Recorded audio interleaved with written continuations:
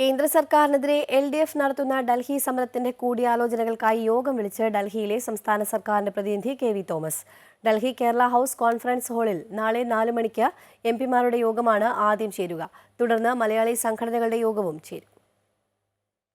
മലയാളി സംഘടനാ പ്രതിനിധികൾ അടക്കമുള്ളവരുമായി ഡൽഹി സമരം സംബന്ധിച്ച് KV തോമസ് കൂടിയാലോചന നടത്തും. ഇളമരം കരീം MP-യുടെ അധ്യക്ഷതയിലാണ് യോഗം ചേരുക. ഡൽഹിയിലുള്ള പ്രമുഖരെയും മലയാളി സംഘടനാ പ്രതിനിധികളെയും യോഗത്തിലേക്ക് ക്ഷണിച്ച് സംസ്ഥാന സർക്കാരിന്റെ പ്രത്യേക പ്രതിനിധി KV തോമസ് കത്തയച്ചു.